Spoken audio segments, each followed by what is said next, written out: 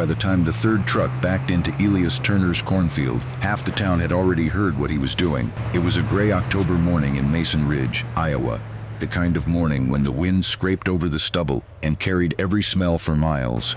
At the edge of the field, behind a leaning wire fence, neighbors slowed their pickups and stared. What they saw made no sense. Elias Turner, a quiet farmer with sunken eyes and mud on his boots, stood beside a trench cut through the worst 40 acres of his land, while workers dumped load after load of spoiled apples into the ground. The apples were soft, bruised, split open and rotting. Some were brown and leaking. Some had already collapsed into a sour mash. The smell rolled across the field like vinegar and cider left too long in the sun. To anyone passing by, it looked less like farming and more like a man burying trash under the last land he had left. By noon, the number had spread through town, 12,000 rotten apples. Not 12 bushels, not a small compost pile behind a barn. 12,000 apples, hauled in from a failed cider plant and buried beneath a dying cornfield that had not produced a decent crop in years. The people watching from the road did not need to say much. Their faces said enough. Some shook their heads. Some laughed into their coffee cups. Some looked away with the embarrassed sympathy people reserve for a man they believe has finally broken under pressure. The local fertilizer salesman parked for a few minutes. Watched Elias shovel a layer of straw over the fruit, then drove off without stepping out. By evening, the story had reached the bank, the co-op, the diner, and the county extension office. Everyone thought Elias had made his final mistake. His farm was already in trouble. His soil was tired. His equipment was old. His debt was growing, and the bank had given him only a few months to catch up. No one could understand why a farmer standing on the edge of foreclosure would spend his last cash on rotten fruit, diesel fuel, rented hauling, and labor to bury it all beneath land that many people already considered dead. What made it worse was that Elias did not explain himself. He did not call a meeting. He did not defend the decision at the diner. He did not argue with the men who leaned on their fences and watched him work. He only kept digging, spreading, covering, and writing notes in a small weathered notebook he carried in the chest pocket of his coat. The first rain came 2 nights later. It fell hard and cold, filling the tire tracks and darkening the trenches. The smell grew stronger. Crows gathered near the low spots. A neighbor standing across the road looked over the field and decided there was no coming back from something like that. To him, Elias had not saved his land. He had ruined it in public, but 3 years later, that same field would stop traffic. Farmers who had once laughed would walk quietly between Elias' rows, bend down, and crumble his soil between their fingers. A university professor would carry samples from that ground back to a lab and ask how a cornfield with such a record of failure had changed so fast.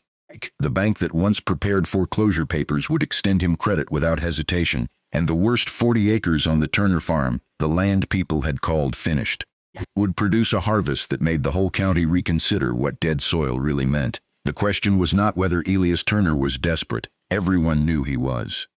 The question was why a desperate farmer believed 12,000 rotten apples could do what years of chemicals, loans, and bigger equipment had failed to do. Elias Turner had never planned to become the farmer people whispered about. He was 52 years old, tall in the narrow way of men who had spent their lives outside, with shoulders rounded from work and hands scarred by wire, tools, frost, and harvest. His farm sat 4 miles outside Mason Ridge, on 160 acres that had belonged to the Turner family since his grandfather bought it after returning from the war, for most of his childhood. Elias believed the farm was permanent. It was the kind of place where the same mailbox leaned beside the gravel road for decades, where the barn roof rattled in winter wind, where corn grew in straight rows as far as a boy could see. His father, Samuel Turner, had been proud of that land. Samuel was not an easy man, but he understood work. He believed a farmer's worth could be measured by how early his tractor lights came on and how late they disappeared from the fields. Under Samuel, the Turner farm produced corn year after year, season after season. With little patience for experiments, the plan was simple: plow deep, plant early, feed hard, spray when necessary, harvest what the ground gave, and push harder the next year. For a long time it seemed to work. Then the land began to change. At first the signs were small. After heavy rains, water ran off the fields instead of soaking in. Low spots ponded for days, then dried into hard plates. In July heat, cracks opened wide enough for Elias to slide his fingers into them.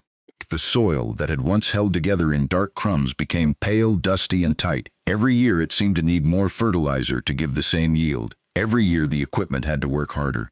Every year the bills arrived sooner than the money. Samuel did not like talking about soil health. He considered it a phrase invented by people who did not have to make payments. But in his last few years, even he could not ignore the numbers. The harvests were uneven, the input costs rose, the rain came wrong, either too much at once or not enough when it mattered. When Samuel died suddenly from a stroke in the machine shed one cold March morning, Elias inherited not just the farm but the consequences of decades of forcing tired land to keep performing.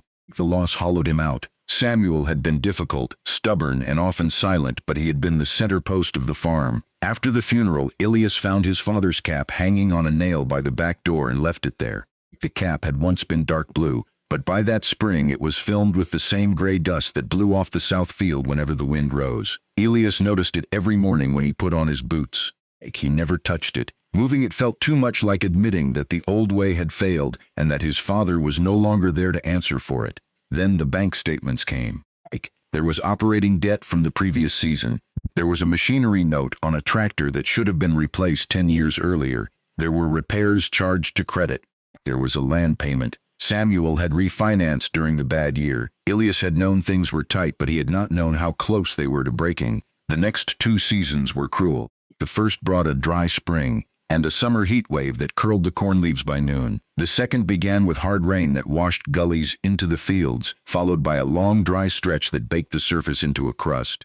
Prices fell just when Elias needed them to rise. Fertilizer costs climbed. Diesel stayed high. Parts for old machines became more expensive than the machines were worth. His wife, Claire, watched him grow quieter. She worked part-time at the town library and began taking extra shifts. Their son, Matthew, who had left for Des Moines after high school, called more often but spoke carefully, as if he were afraid of saying what everyone was thinking. Selling part of the farm came up once at the kitchen table, then again after the bank sent a notice. Elias did not get angry.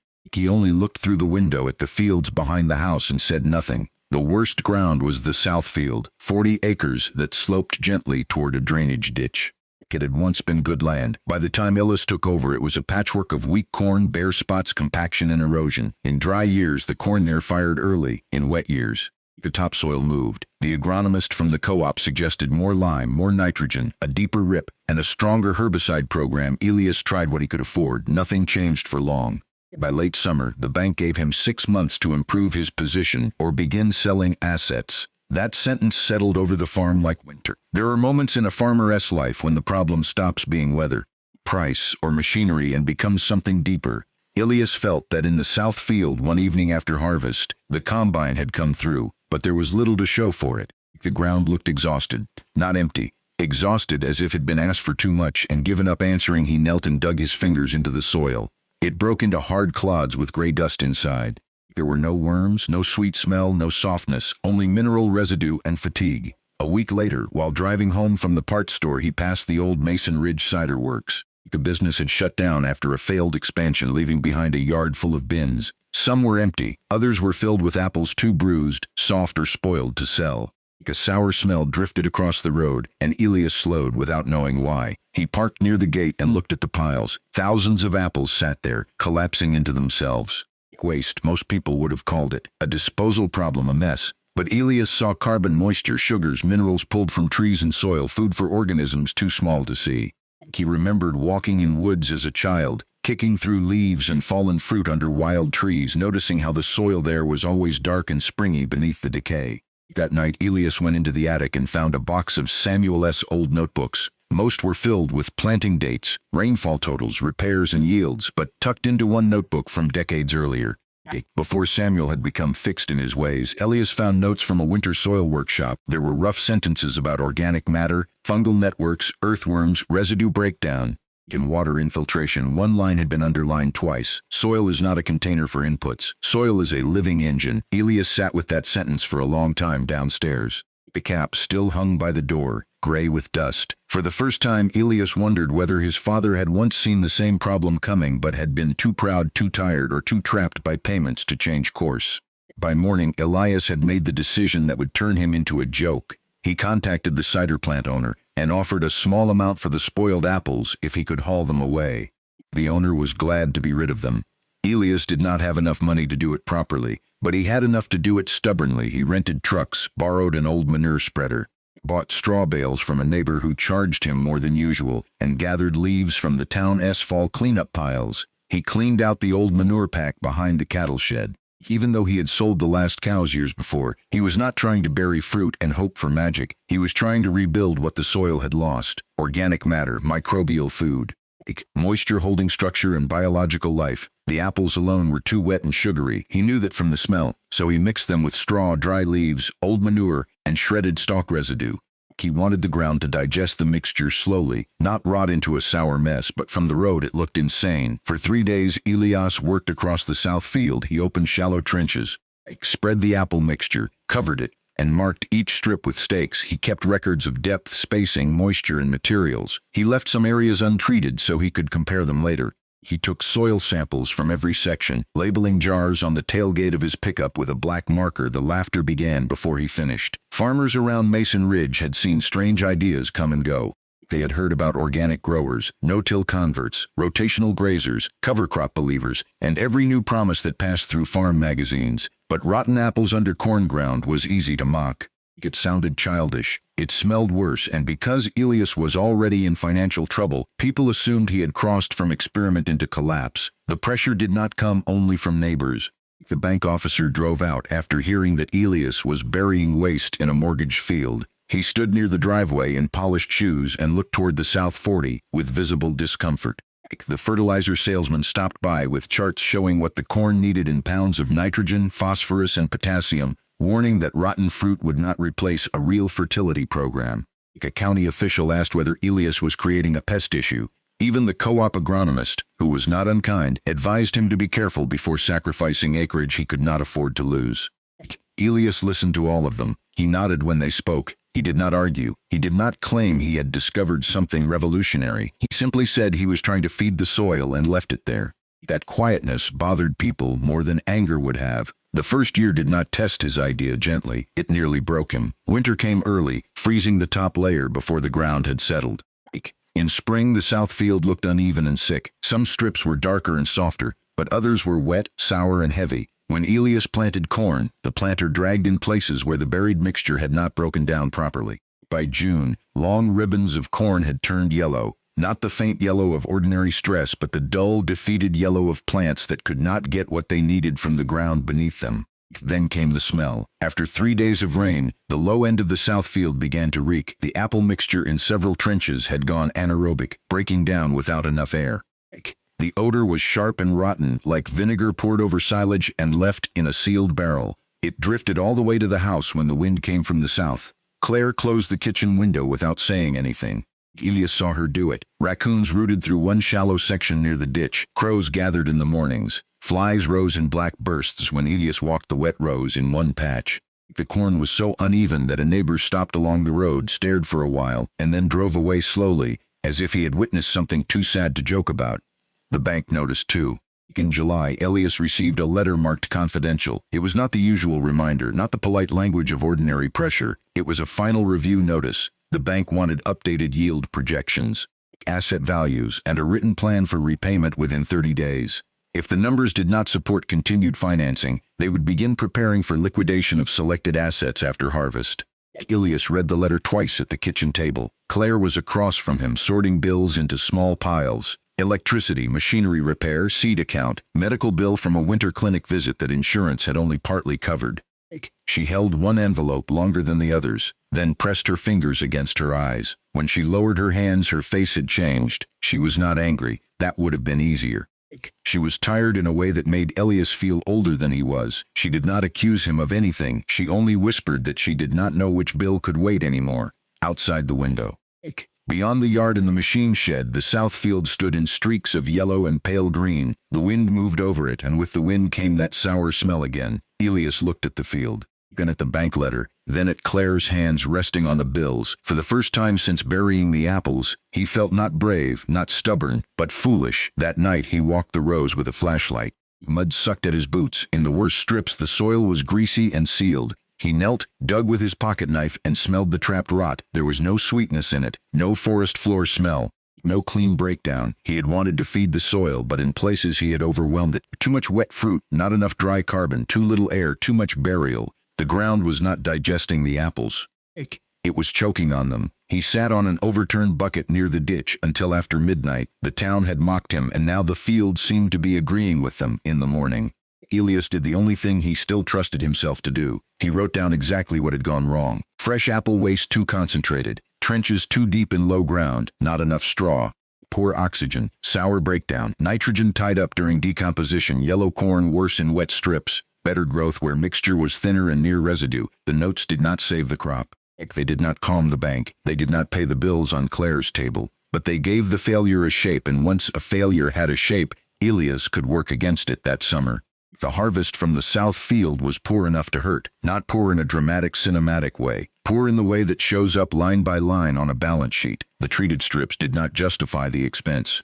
The untreated strips were bad too, but that brought little comfort. The farm ended the year with less cash, more doubt, and a reputation that had sunk even lower after harvest. Elias could have quit. Instead, he changed the plan. He stopped digging deep trenches. He stopped burying fresh fruit in wet ground. He began composting the apple waste before applying it. Mixing it with wood chips, straw, chopped stalks, dry leaves, old hay, manure, and a few loader buckets of native soil. He turned the piles whenever he could spare the fuel, watching them heat, settle, and darken. He learned to judge the pile by smell and texture. Sour meant imbalance. Heat meant life. Earthy meant progress. In the field, he used a shallow disc pass to lightly stir the surface layer. Just enough to introduce oxygen and blend residue into the top few inches without flipping the deeper soil layers upside down. He wanted air in the surface, not destruction beneath it. On the worst compacted areas, he marked separate test strips and avoided working them when wet. He planted cereal rye across the south field to hold the ground through winter. In some strips, he added crimson clover. In others, tillage radish. He wanted roots in the soil after corn was gone. Living roots, he was learning, fed soil biology in a steadier way than dead matter alone. His neighbors saw the green cover crop emerge in November and found another reason to shake their heads to them. A clean black field after harvest looked responsible. Elias' field looked messy, like a man who had lost control, but when cold rain came, the difference began to show. On bare fields nearby, water moved in sheets. On Elias-covered strips, it slowed. The rye held the surface. The residue softened the impact of rain. The soil did not seal as badly. It was not victory. Not yet, but it was information. The second year was a year of small corrections. Elias tested infiltration by cutting the bottoms from coffee cans, pressing them into the soil, and timing how quickly water disappeared. He dug holes after storms and checked root depth. He counted earthworms, though at first there were few to count. He compared treated strips to untreated strips and noticed that the areas with better compost, more residue, and living cover crop roots held moisture longer into dry weeks. The corn there did not look exceptional, but it stayed green a little longer. A little longer mattered. He also began to understand the chemistry of his own damage. The old compacted soil had not simply been hungry in some places. Micronutrient deficiencies and nutrient fixation in the clay particles were holding back the crop. The ground was so tight and biologically weak that applied fertilizer could sit in the soil without becoming easy for roots to use. It was like money locked in a safe while the household went hungry.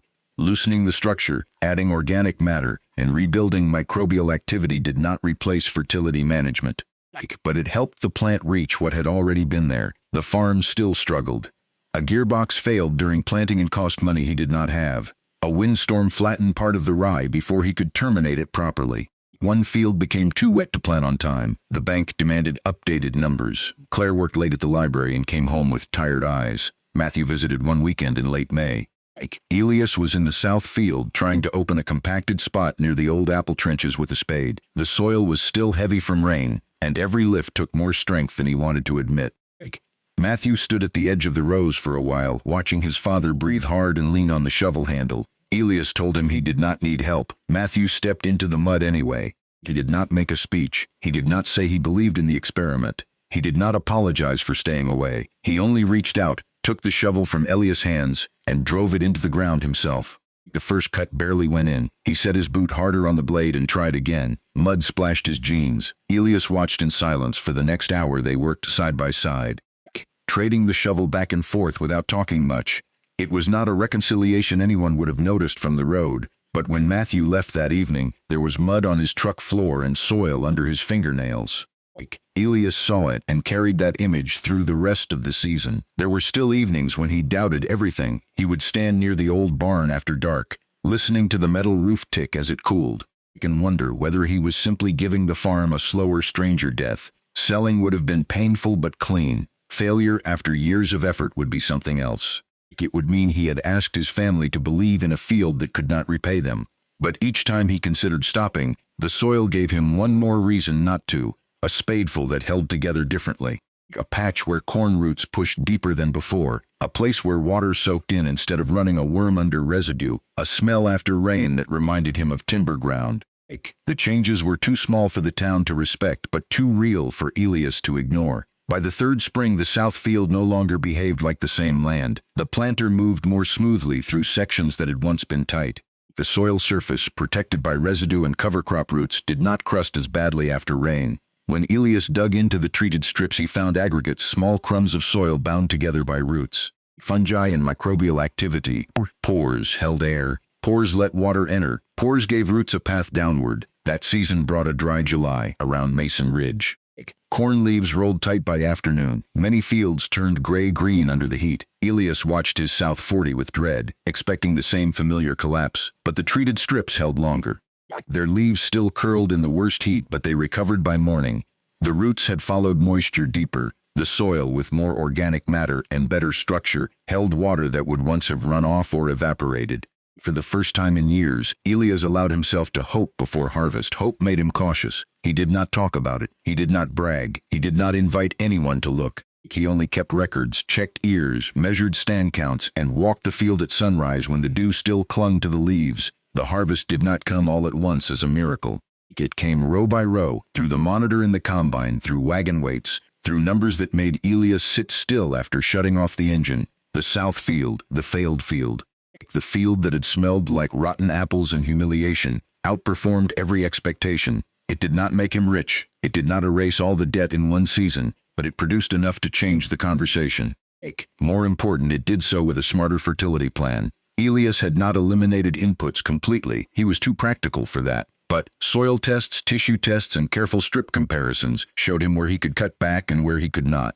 The compost, cover crops, residue, and renewed biological activity helped improve nutrient cycling, especially in areas where compaction had once held moisture out, roots back. In fertilizer beyond reach, his costs dropped, his yield rose, his margin, thin for years, widened. The town noticed. The first neighbor came alone, parking at the end of the lane as if unsure whether he was welcome. He walked the field with Elias and said little, but he bent down often. He lifted residue. He pushed his fingers into the soil. He found worms. A week later, 2 more came. Then the co-op agronomist returned, this time with a probe and a different expression. The fertilizer salesman drove by slowly but did not stop. The bank officer asked for updated production records and sounded almost cheerful. Elias treated them all the same. He did not remind them that they had laughed. He did not repeat their doubts back to them. He spoke mostly with a shovel, a notebook, and side-by-side comparisons from the same field. The 4th year confirmed what the 3rd had suggested. The south field improved again. The untreated comparison strips, which Elias had kept for proof, showed the difference clearly. Water infiltration was faster in the restored sections. Soil organic matter had risen. Earthworm counts were higher. The corn was more uniform. Weed pressure changed as covers and residue occupied space that bare soil once offered to invaders. Pest problems did not disappear, but the healthier plants tolerated stress better, and beneficial insects appeared along the field edges where Elias had allowed flowering strips to grow. After learning from the apples, Elias began changing the farm in quieter ways. Bare ditches became planted borders. A low wet patch became a small pond instead of a problem to fight every year. He planted native grasses along the drainage area to slow runoff. He rotated soybeans and small grains into acres that had known only corn for too long. He let some clover bloom before mowing because he noticed bees working it in the morning. Each change was modest. Together, they shifted the farm. By the 5th year, the Turner farm no longer looked neglected. It looked alive. Not polished, not perfect, not like the glossy photographs in equipment brochures. Alive, the fields were textured with residue. Cover crops painted green bands after harvest. The ditches held roots instead of raw cuts. Birds moved through the edges after rain. The water in the drainage ditch ran clearer than it once had. The bank withdrew any threat of foreclosure. Elias refinanced on better terms and paid down the worst of the operating debt. He repaired what needed repairing, not what pride told him to replace. Claire reduced her extra shifts. Matthew began coming home more often, at first for weekends, then for planting, then for harvest. One afternoon, Elias came in through the back door and stopped beneath Samuel's old cap. For years it had hung there with gray dust in the seams. He took it down. He carried it to the porch and brushed it slowly with his hand. Dust lifted in a pale cloud and drifted into the light. He did not cry, he did not speak. He only cleaned the brim, shaped it gently, and hung it back on the nail. Claire saw him from the kitchen but said nothing. Some acts of forgiveness are too small to explain and too large to interrupt. The recognition came slowly, then all at once. A professor from Iowa State heard about the changes through the county extension office and asked to visit. Elias almost declined. He had no desire to become a symbol or a case study, but Claire told him that if other farmers could learn without losing as much as they had nearly lost, he owed them the chance. So he agreed. The professor arrived with graduate students, soil probes, sample bags, and careful questions. They walked the field in a cold wind while Elias explained what he had done and what he had done wrong. He spent more time on the mistakes than the successes. The fresh apples had been too wet, the trenches had been too deep. The first year had nearly failed because he had confused feeding the soil with overwhelming it. The real progress came when he learned balance. Carbon with nitrogen, moisture with air, disturbance with rest, harvest with return. The students listened. The professor took notes. A month later, the local paper ran a story. Then a regional farm magazine called. Then farmers from 2 counties away began showing up on Saturday mornings. Elias refused to turn the farm into a spectacle, but he opened the south field for small visits. He would bring a shovel, dig into the restored ground, then dig into one of the old comparison strips he had left untouched. He did not need dramatic speeches. In one hand, the dead pattern of the past, compacted, pale, resistant. In the other, the living result of patience. Dark crumbs, roots, worms, moisture, and smell. People trusted that more than slogans. The old cider plant, once a source of waste, became part of something larger. A new owner reopened it on a smaller scale and agreed to send pomace and spoiled fruit to local farmers for composting instead of paying to dump it. Elias helped organize a simple system so the material would be mixed properly, not spread carelessly. He warned everyone who asked that waste alone was not wisdom. The lesson was not to bury apples. The lesson was to understand what soil needed and return life in a form it could use. As the years passed, the Turner farm became known not because it was the biggest or richest farm in the county, but because it had survived differently. Farmers who had once dismissed cover crops began trying them on small acres. A neighbor who had laughed at the apple trenches planted rye after soybeans.